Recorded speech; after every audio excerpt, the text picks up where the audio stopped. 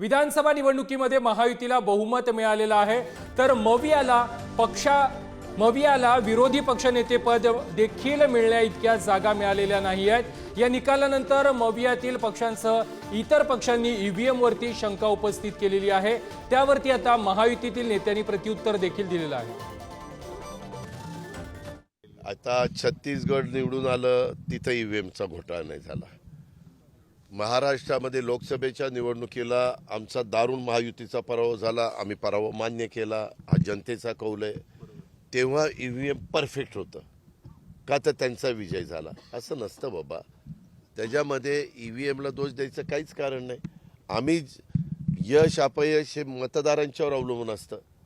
मतदारांचा विश्वास संपादन करण्याच्या करता महायुती आणि महायुतीच्या घटक पक्षांचे सगळे नेते मंडळी उमेदवार जसे यशस्वी झाले तसे ते झाले नाही।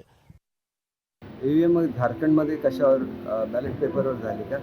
झारखंडमध्ये ईव्हीएमवर झाली। लोकसभा कशावर झाली? ईव्हीएमच झाली। मग त्याला तुम्हाला ईव्हीएम चांगलं दिसेल। आता ईव्हीएममध्ये तुम्हाला डिफेक्ट दिसतो। पराभव मान्य केला पाहिजे, त्याच्यापासून शिकलं पाहिजे। आपण कुठल्या चांगल्या योजनांच्या विरोधात कोर्टामध्ये गेलं, याचं असेसमेंट घेतलं पाहिजे। लोकांना आपण काही देऊ शकलो नाही याचं असेसमेंट घेतलं पाहिजे आणि नंतर ईव्हीएमला दोष दिला पाहिजे। हे जे मॅन्डेट होतं हे क्लिअर कट महाराष्ट्राच्या जनतेचं मॅन्डेट आहे आणि ते मॅन्डेट त्याचा आदर केला पाहिजे।